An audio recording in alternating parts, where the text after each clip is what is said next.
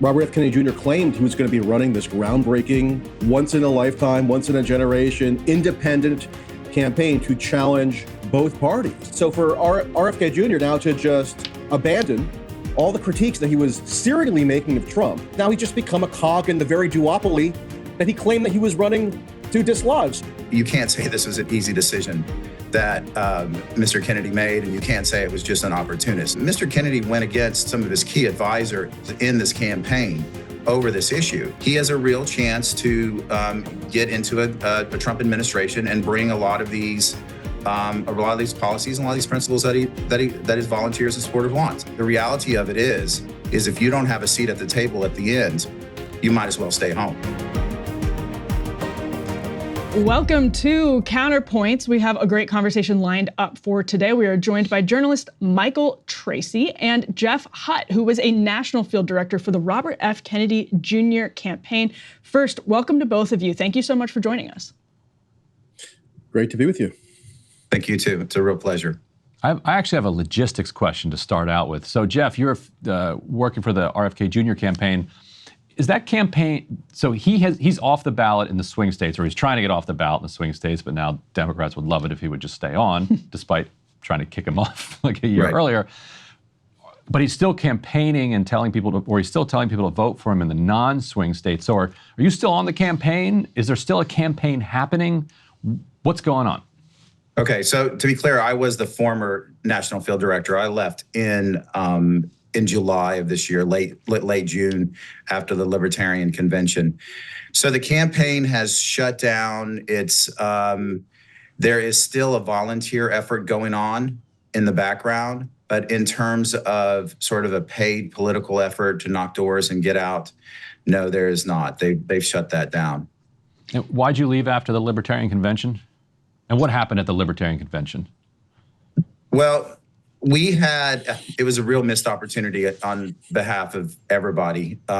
We had been talking to the Libertarians for several months leading up to that. Actually, some members of our staff had actually been, trying to make inroads into the Libertarian Party. My pitch to the Libertarian Party had always been that Robert F. Kennedy is a once-in-a-lifetime candidate. We should knock down the door with him and all come through. So there was a lot of interest at the Libertarian Convention. Unfortunately, at that time, we had individuals in our campaign who were not that excited about being on the Libertarian ticket. I think some of those things have changed. After the Libertarian Convention, and we didn't get on their ballot, I realized at that time that we were not going to be on the debate stage. And I left the campaign to pursue some personal things, but I also knew that it was going to be easier for me to try to use my influence outside of the campaign. And since that time, yes, go ahead, I'm sorry. Oh, no, finish your answer. No, and since that time, I've been a proponent of Mr. Kennedy working with President Trump. And since leaving the campaign, I've been talking to people behind the scenes and trying to make this happen. Great. Well, let's start right there, actually, with you, Michael, because what Jeff just mentioned was the once-in-a-generation possibility that genuinely some people really did see in Bobby Kennedy Jr. But you have since called RFK Jr.'s kind of flip-flop on Donald Trump is probably the best way to put it, given previous tweets. I think we have one of those we can put up on the screen, tweets and statements. Under no circumstance would I ever join up on the Trump campaign. That's a tweet from May 10th, 2023. He said, just to quell any speculation, under no circumstances will I join Donald Trump on an electoral ticket. Our positions on certain fundamental issues, our approaches to government, and our philosophies of leadership could not be further apart. Now he has joined the Trump campaign to promote Donald Trump, to campaign on behalf of Donald Trump. And Tracey, you've since referred to this as a, quote, farce. So walk us through your position on why this turn in sentiments from Bobby Kennedy Jr. is a farce. Well, I can also quote the founder of the Alliance Party in South Carolina, which actually just did remove Robert F. Kennedy Jr. from its ballot, despite Robert F. Kennedy Jr. having previously accepted the presidential nomination for that minor party in South Carolina. Now, as we know, seemingly on false pretenses, which is that Robert F. Kennedy Jr. claimed he was going to be running this groundbreaking, once-in-a-lifetime, once-in-a-generation, independent campaign to challenge both parties. He would go around bragging that both Donald Trump and previously Joe Biden, when he was the nominee or the presumptive nominee, were both afraid of him and both regarded him as a spoiler. I mean, the polling was always a little bit mixed. There were some indications that perhaps he did more disadvantage the Democrat, and other polling suggested he perhaps more disadvantaged the Republican. It wasn't entirely straightforward. But the entire core premise of the Robert F. Kennedy Jr. campaign, starting last October, when he at least ostensibly declared his quote-unquote independence, and that he was going to have this earth-shattering independent campaign that was going to make the biggest impact on the electorate since Ross Perot in 1992. And some polling did indicate that he was garnering more voter support than any third-party candidate since Ross Perot in 1992. The intent, he claimed, was to challenge the two-party system.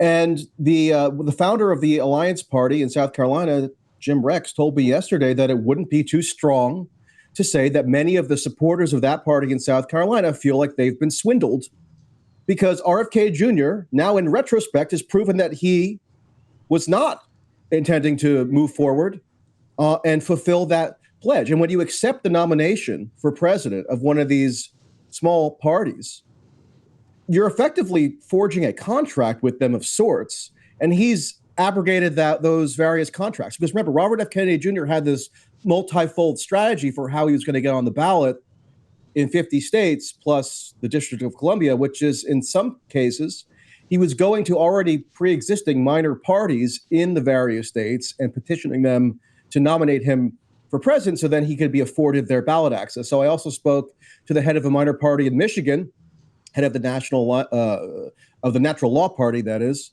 who similarly says now he feels used, and he feels like Robert F. Kennedy Jr. pulled a fast one on him by claiming that he was going to actually pose a bona fide challenge to the two-party system, which, yes, included the Republican Party and Donald Trump.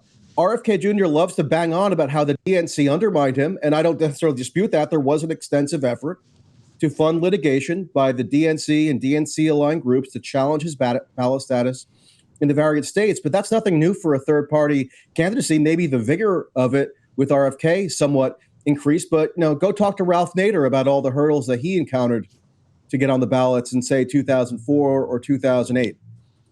So for RFK Jr. now to just abandon all the critiques that he was searingly making of Trump, including accusing Trump of being a stooge of the military-industrial complex, in hoc to corporate power, arming Ukraine and bragging about it and being unrepentant about that, sinking relations with Russia. I mean, RFK Jr. loves to also claim that one of the reasons he's now endorsing Donald Trump is because of the Ukraine war. You don't have to go very far to look up what RFK Jr. was saying. This is as of May. RFK Jr. said, quote, President Trump bragged about arming Ukraine more than Obama did. He also walked away unilaterally from the intermediate-range nuclear missile treaty with Russia, destabilizing our relationship. He also exacerbated tensions between Ukraine and Russia that ultimately caused the war. So that's RFK Jr. at least purporting to, in part, blame Donald Trump for causing the war in Ukraine. And what happened?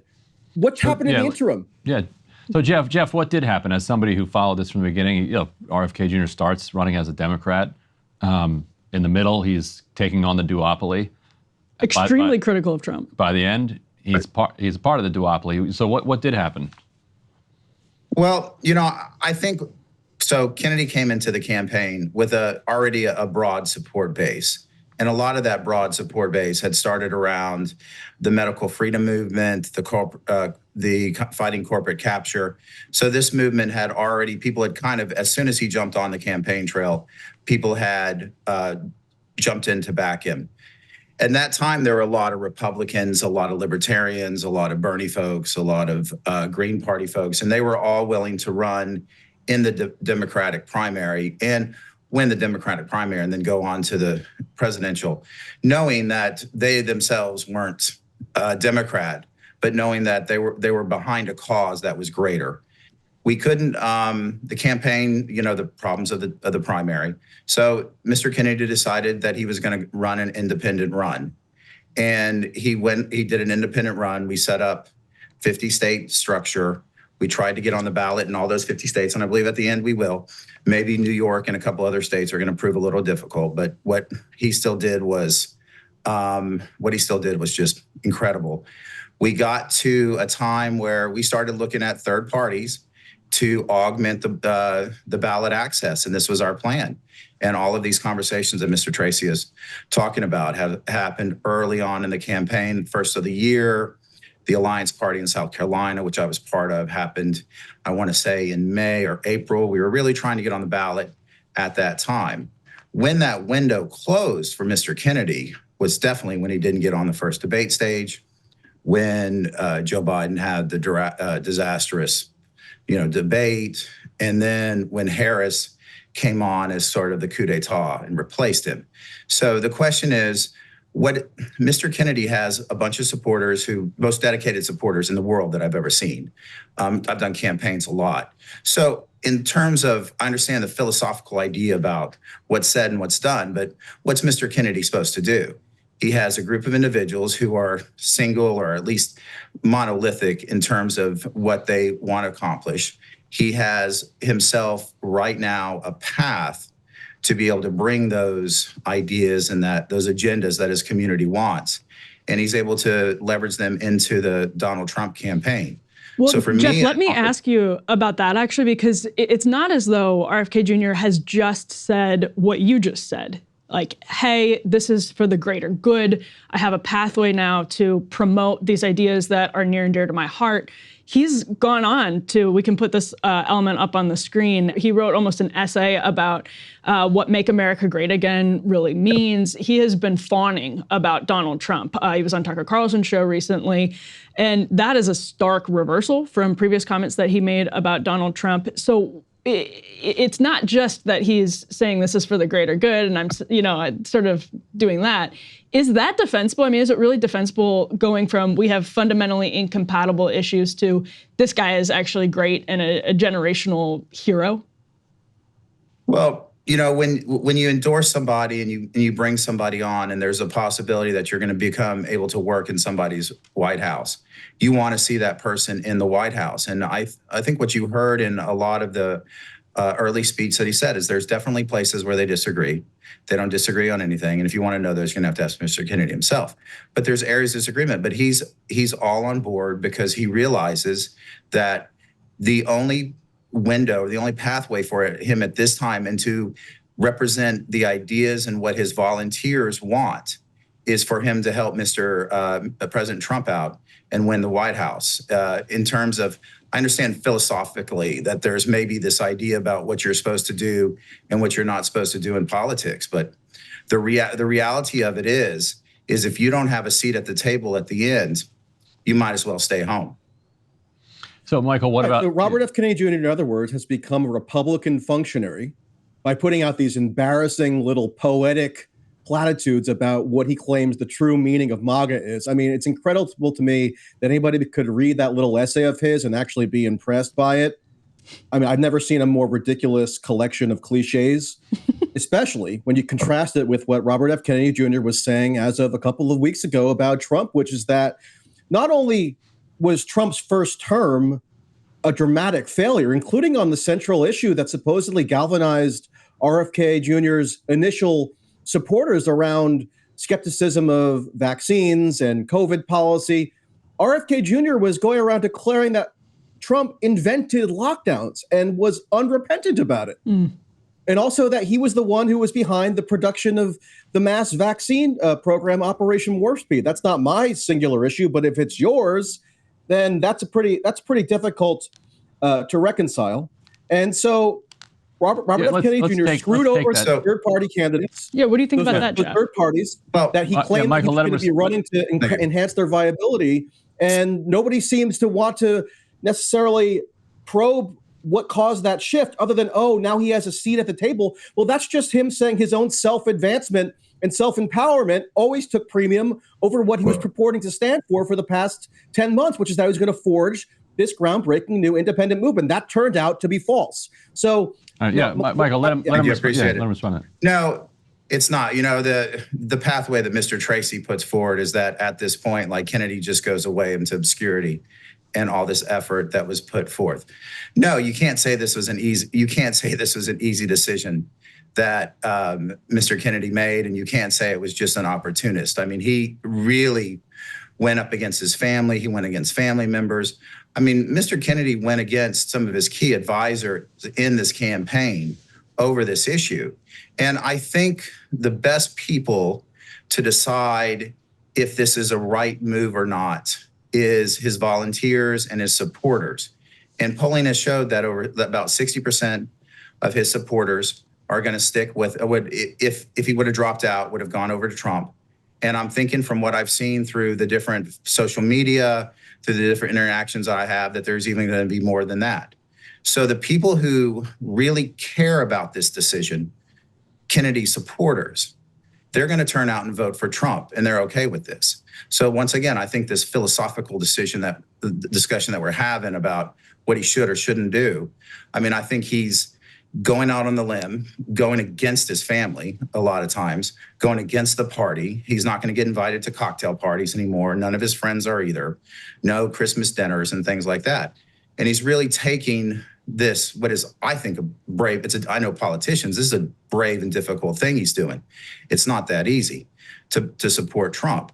And I think a lot of his support for Trump really has to do with the fact that he believes in his supporters. He has a very close relationship with them, and he wants to see their ideas and what they want pushed forward in the Trump administration. Otherwise, all of this effort that volunteers and folks have put on for, a couple of years now just goes in the wastepan of history. I love the fact that, go ahead. Well, Yes, I was going to say to Michael, I mean, there are two ways to look at Donald Trump. On the one hand, he's the guy who said he was going to drain the swamp and then put the CEO of ExxonMobil at the head of the State Department and brought in Steve Mnuchin and Cohn and all of those guys. On the other hand, there are some areas where he actually does threaten the swamp. But I know that, the way you see Donald Trump is basically he's bringing the swamp back. To Ryan's point, he's part of the duopoly, essentially. If you look at how Jared Kushner used his time in the White House, there's significant argument for that. No question about it. He does have a lot of billionaires backing him. No question about that either. So why is it that this RFK Jr. argument that Donald Trump actually, long time history of skepticism of vaccines going back literally years, why is it that there isn't a significant chance for Bobby Kennedy Jr. to advance these genuinely anti-establishment causes through the Trump administration? Why is he essentially just rolling over for the duopoly and becoming a part of the system that he decried? Well, I can't get inside his brain, nor would I want to. I might get brain worms.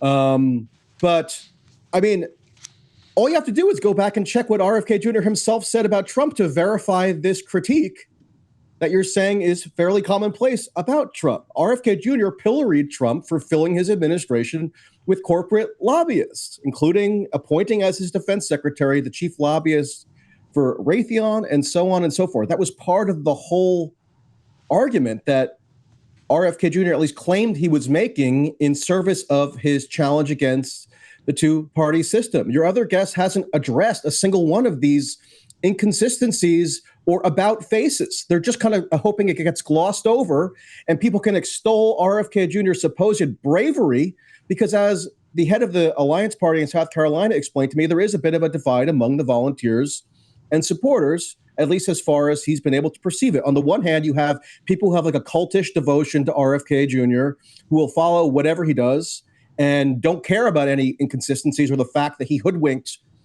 another segment of his supporters for a year or so by claiming he was running this fake independent campaign. And on the other hand, you have people who actually foolishly believed RFK Jr.'s own rhetoric and thought that this was going to be one of the most formidable independent candidacies since Ross Perot. So they got screwed over. They were obviously mistaken in their belief in the sincerity of his rhetoric, because now he's just become a cog in the very duopoly that he claimed that he was running to dislodge. So I don't know what RFK Jr. thinks in his own mind that he can accomplish. I just can look at his own rhetoric and statements.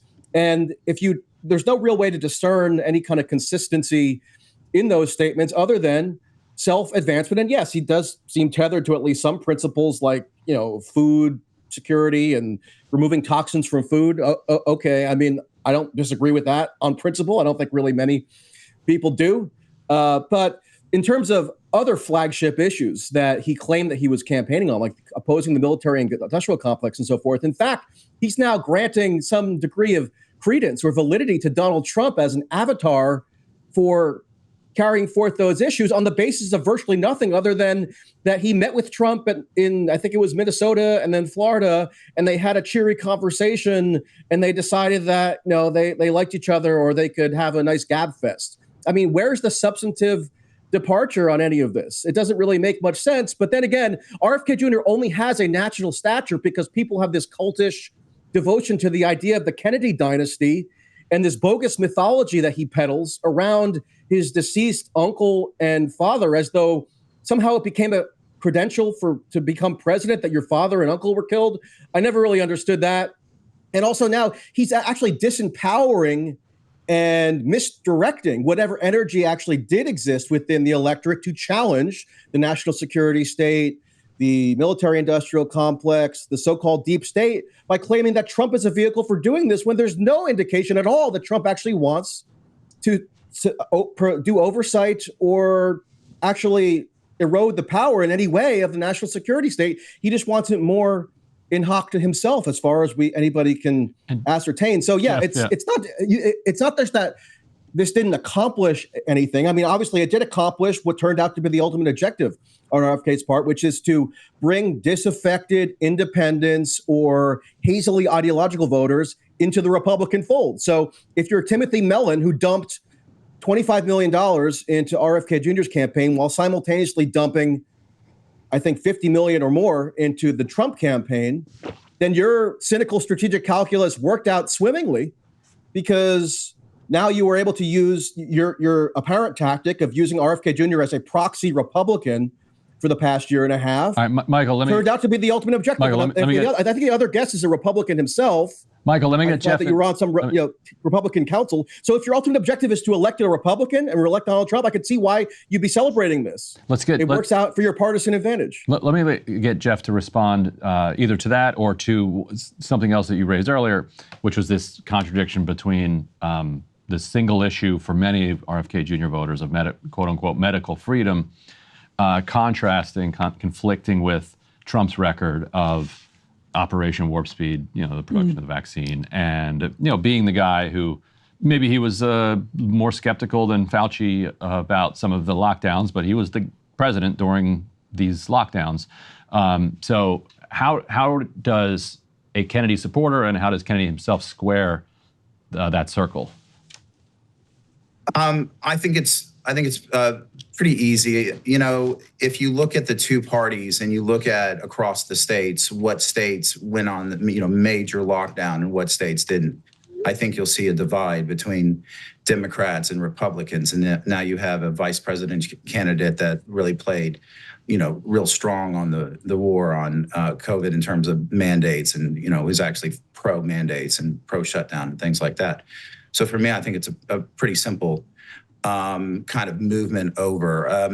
Nobody really acted well during Trump. None of our elected leaders. I have local officials who are my good friends, and they didn't act well either.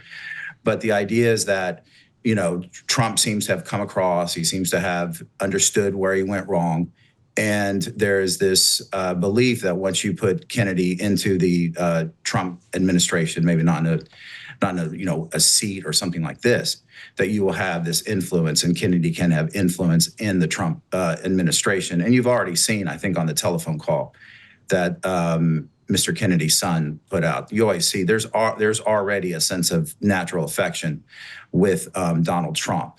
I'd like to answer the question. No, I was really happy. I thought there was no sort of talk in the campaign early on about Republicans. And I think, if you will, there were some instances where our campaign staff, especially our upper level campaign staff, that the idea of us being Republican was just repugnant to them. And a lot of the campaign has riled against it. And I like to say the idea that Mr. Kennedy is an opportunist, in the twilight of your life, what you decide to do is wreck your relationship with your family, ruin your social structure, your social settings, put your marriage in jeopardy with your wife because you want to run for office. And then your doors to that office and doors to making that change are closed on you, not of your own doing, mostly. And then what choice of a politician are you left for your movement or what your folks want to do? What's your choice? Your choice is to find the best path forward to make those reality. And this has happened. It's not like the first time this has happened in political history. I mean, you look back at the populist movements of the late 1800s, and this thing sort of happened where you had candidates and you had supporters of one party who trashed another party who ended up coming together in these coalition governments. And as much as this is a coalition government. So I reject the idea that Kennedy ever wanted to go as a Republican. I mean, you could see he was strained when he had to come out and say it.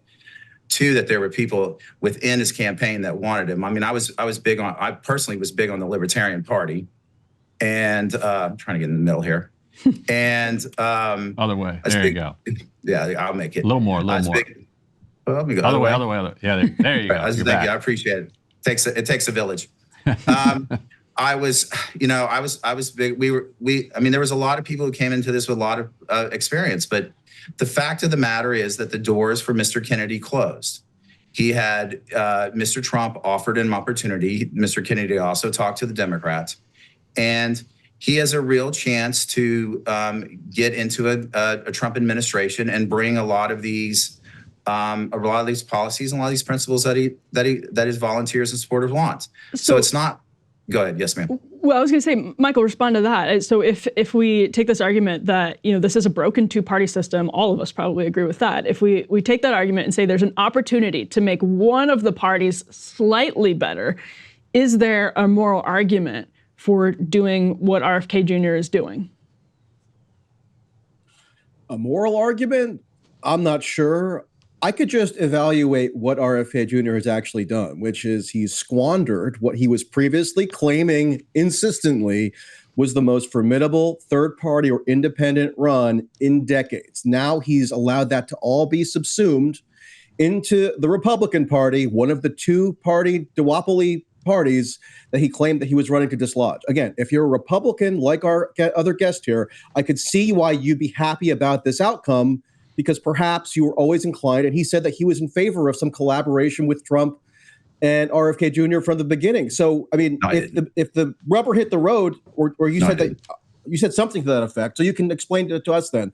I mean, would you have voted for RFK Jr. against Trump, say, if you were living in a swing state? Were you that committed to him? I mean, if you're saying the door closed on RFK to sort of rationalize his behavior. I don't work for somebody who I'm not going to vote for. Okay, very good then. So, if you say the door was going to close, or the door had closed on RFK Jr., how did the door close exactly? You claim that it's because he was excluded from the debates. RFK Jr. was previously accusing Trump of colluding against him to exclude him from the debates. He filed an FEC complaint against Trump, Biden, and CNN, saying they all had worked in concert to illegally exclude him from the debates. Now he's sycophantly cozying up to Trump and trying to pretend that never happened. And a lot of the cult and many of the cultish supporters are willing to join in his effort to memory hole what happened, a month or two ago, because now they're just becoming partisan cheerleader Republicans. And if that's your MO, go out, have at it. But, if you actually, had the misfortune of believing this guy's own rhetoric, then I guess the fault is your own. And yeah, opportunism. This guy has been an opportunist for decades. He hadn't sought office prior to this run. I think when he first announced his campaign in April of last year, I went and just dug a bit through the archives. I don't think anybody has ever endorsed Hillary Clinton more times in total than RFK Jr., probably including Bill Clinton. He, would speak at every Democratic convention. He was a hardcore Russiagator during Trump's first term. He has this messianic worldview that he claims derives from the Kennedy legacy about interventionism abroad. You can go find op-eds that he wrote during Trump's term, denouncing him for sidling up to autocrats like Putin or Kim Jong-un.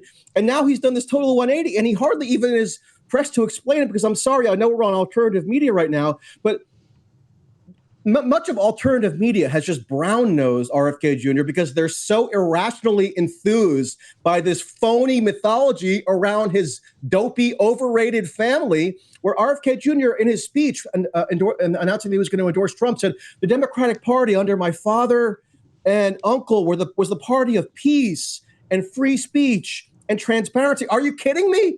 JFK was a hardcore militarist. He actually ran to the interventionist right of Richard Nixon in 1960. He tried to do regime change in Cuba. He was obsessed, along with his brother, who is his hatchet man as attorney general, with assassination campaigns abroad, including of Fidel Castro.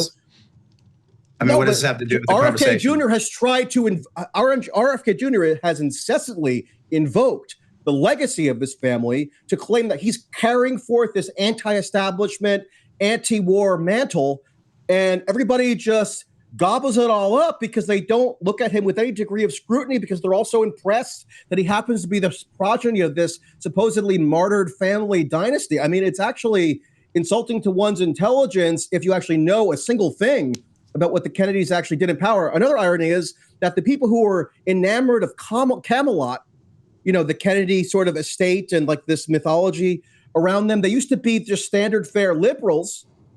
And RFK Jr.'s tactic, which obviously made some inroads, was to claim actually he's going to marshal this Camelot legacy to challenge the so-called establishment. The Kennedys embodied the establishment for decades. And, you know, JFK, you know, another thing that really bothered me in particular is that, look, if you've read about the Vietnam War, which I have, maybe others haven't, you know that JFK actually introduced combat troops to Vietnam for the first time.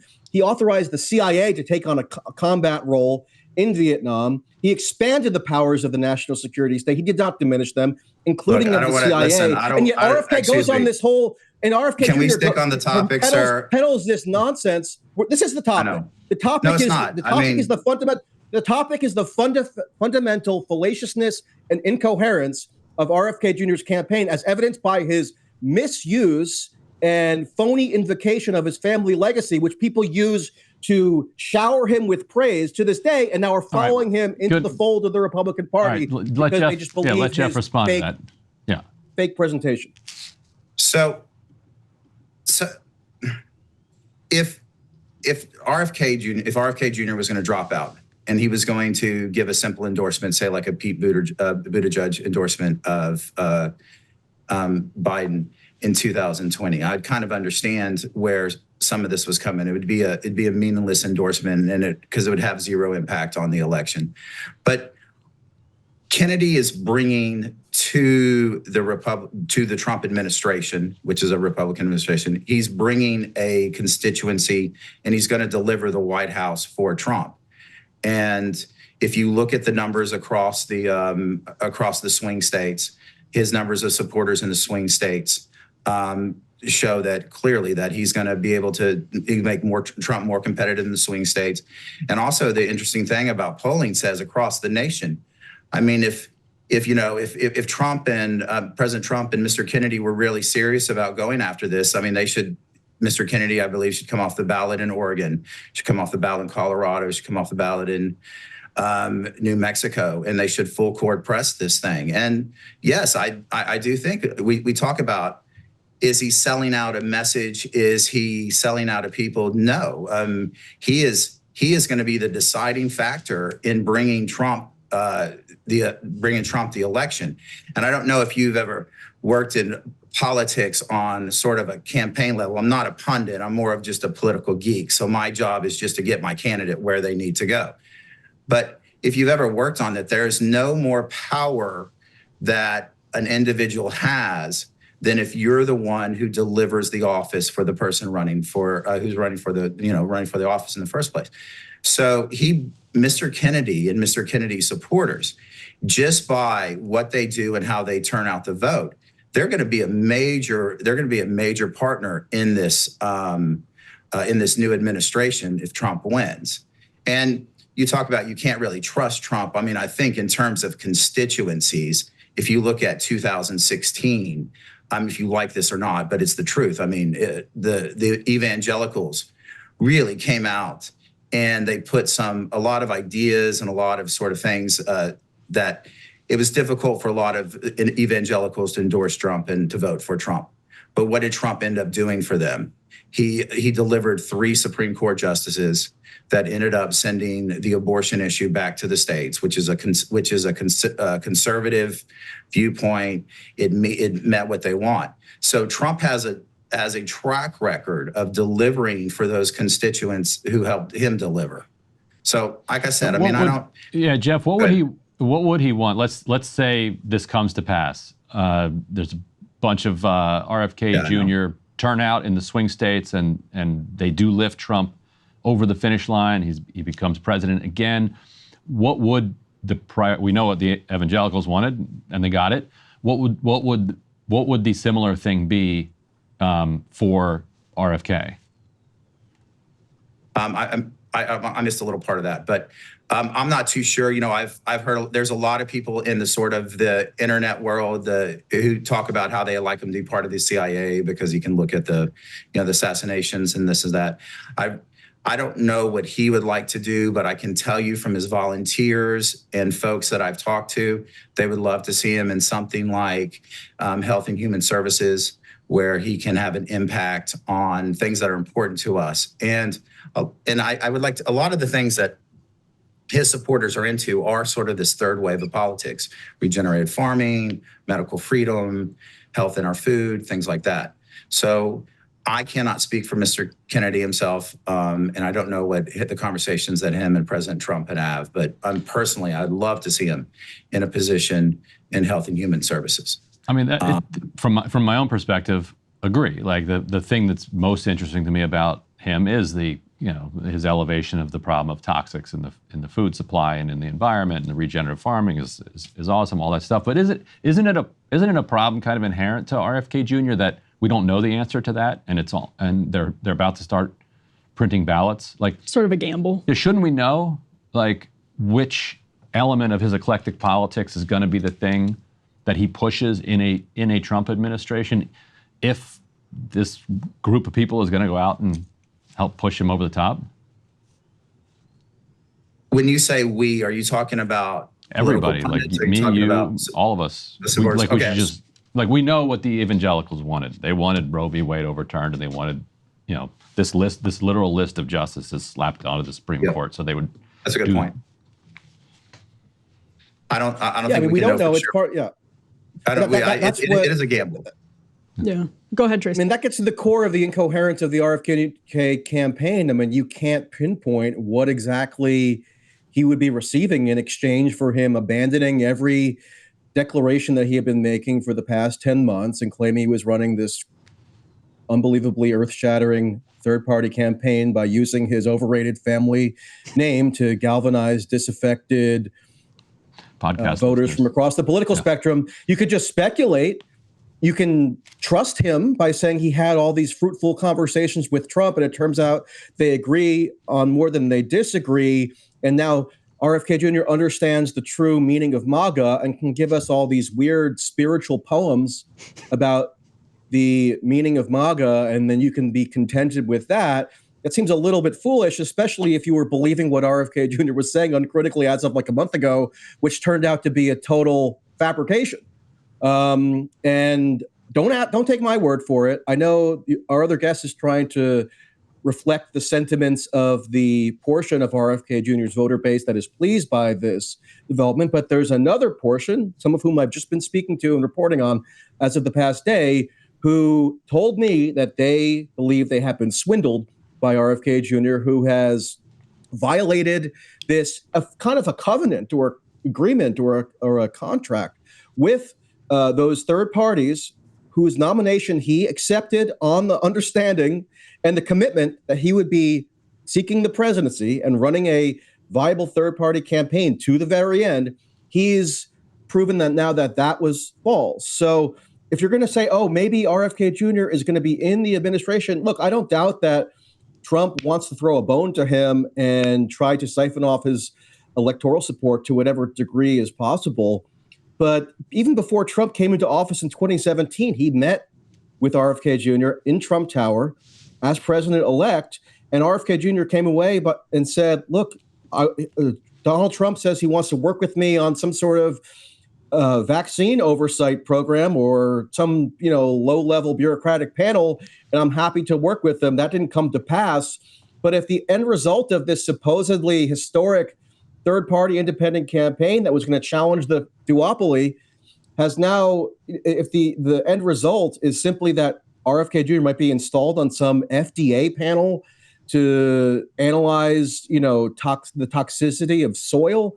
I mean, look, I don't necessarily denigrate that as a valid pursuit, but it's not in keeping with these sweeping themes that RFK Jr. was using to promote himself and cast himself as this unprecedentedly formidable third party or independent candidate who was going to galvanize all these independent and disaffected voters when now he's just encouraging them to become MAGA Republicans. And I mean, if people in his family or in his social cohort are offended by this, I think they're correct to, as long as they're not offended to it because they just hate anything associated with Trump reflexively, but because it shows that RFK Jr. is willing to just throw into the garbage can any of his purported principles if circumstances modestly shift and pretend that he wasn't just denouncing somebody who now he is enthusiastically endorsing. It doesn't even explain this supposed change of mind. I mean, if you just kind of irrationally give yourself over to whatever change of mind that a political figure makes, then it shows that you're incredibly credulous and willing to believe anything, which is why I'm not surprised that some of the more cultish devotees of RFK Jr. are following in this path. But if you think of yourself as more of a critical thinker who's like challenging the establishment, and that's why you were supposedly enamored with RFK Jr., and now he wants you to become a card-carrying Republican, I mean, give me a break. I mean, this really should be insulting to anyone's intelligence. But again, it gets to the core theme of RFK Jr.'s campaign from the beginning, which was always insulting, which is that he's going to be the torchbearer for the supposedly anti-establishment Kennedy legacy, which was always a farce. There was no anti-establishment Kennedy legacy. It was just apparently a self-promotional venture on RFK's part so he could get on an FDA panel ultimately? Really? Well, I mean, right. Next debate could be Tracey versus like Oliver Stone or I would debate Oliver Stone. I mean, that movie was integral in furnishing some of this bogus Kennedy mythology that puts him out as this like savior figure of America who was martyred and needs to be avenged. And unfortunately, RFK Jr. was able to continue on those ridiculous themes. Well, and on that note, Jeff, let's give you the last word here with also the I'll toss the last word to you with the question of, is there also a danger if you're somebody who opposes the duopoly, opposes the broken two-party system? Is there a danger to someone who was formerly or who still says they're a torchbearer for that cause, dragging people into the Republican Party? Is there anything about that concerns you? And just give us your general sort of wrap-up thoughts as well. Okay, I'm a big proponent of third-party politics, and that's the reason I'm into this campaign. So I personally, I don't think that he is dragging. I don't think he's dragging people into the Republican Party. I think a group of his supporters are going to vote for Donald Trump because they want to see Mr. Kennedy in a position within a Trump White House to make movements and to push their agenda. So does this mean that 4 years from now that these say if the Democratic Party doesn't change or the Democratic Party doesn't have has a different a candidate, they're not going to vote in that primary? No, these are true independents. There is no third party in the United States. They're probably, the way that they've demolished the fusion voting laws over the last 10, 20 years, there'll probably never be another third party again until one of these two parties, either the Republican or the Democratic parties, fall. What a better way to crush the duopoly than bringing out, than having a crushing defeat for a Democratic presidential candidate in this election and causing real change in the Democratic Party, understanding that this pathway that they're on is not a good pathway. And if you would look at if you're in Mr. Kennedy's spot and you look at the primary, you look at the lawfare that's been waged against him, and you look at some of the other things, I think it makes sense. So no, I don't think this is in any which way hurting the independent party. I would imagine that this is a good philosophy that I would encourage other third party candidates to do in the future. If we were having this conversation, say, 2001, we would have been telling a lot of people would have been telling Ralph Nader he should have dropped out and endorsed the Democrat, and we wouldn't have Trump. We wouldn't have had Bush. So this idea of endorsing a candidate, especially at this time, and the presidential not as a primary, I think it really gives an independent movement. It gives an independent candidate a lot of political leverage. And I've heard a lot what he said. Philosophically, I understand that. Maybe some pundits have a problem with it. Maybe some folks have a problem with it. But I see it and I don't think they're cultish at all. I think the volunteers are some of the most brilliant, well-rounded, achieved volunteer base that I've ever worked with. But yeah, I think this is a boss move on Kennedy. And, Mr. Tracey and I just really disagree on what this outcome is. And I do expect Kennedy and his supporters to be the key thing that, moves Trump across the finish line and wins the election for Trump. So we'll have Can I just make a quick final point? Yeah, quick. The Republican Party is also regularly engaged in lawfare to stymie independent or third parties like the Libertarian Party or the Constitution Party. So that's not unique to the Democratic Party. Yes, they've been more vigorous this cycle in combating RFK Jr., Cornel West, and so forth. But it's not in no way unique to the Democratic Party. So to say that the best way to topple the duopoly is to empower one prong of it, that's amazing pretzel logic, but that's what you get when you're talking to a campaign operative. Isn't this what happened? A ridiculous decision. One other thing.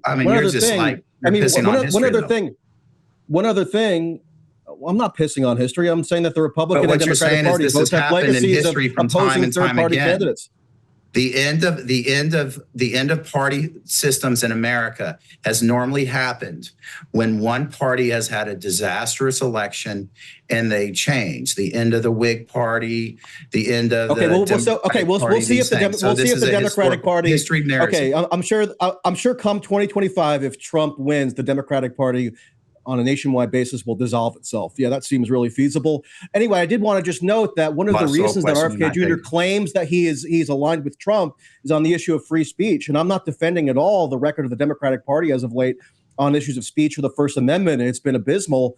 But the Republican Party, including Trump, have been fanatical over the past 10 months in trying to curtail and punish and penalize speech that's critical of Israel. And I can see why RFK Jr. excludes that consideration from his calculus, because his fanaticism around Israel is roughly comparable to that of Donald Trump.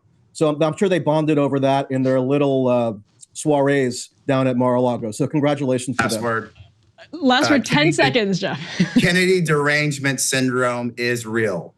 I want to end on I'm not deranged. I'm trying to be rational. I'm just not a fanatical cult devotee of the guy. That's what you people This is the guy who came out early on in the campaign and said that Kennedy was a bad candidate because of the way he talked, and people couldn't hear. I did note that the guy.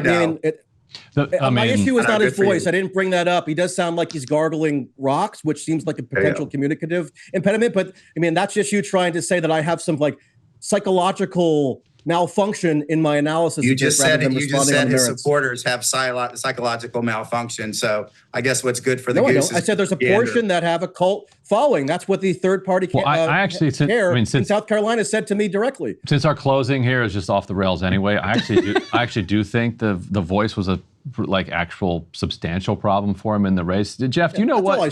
Jeff, do you know what was up with that?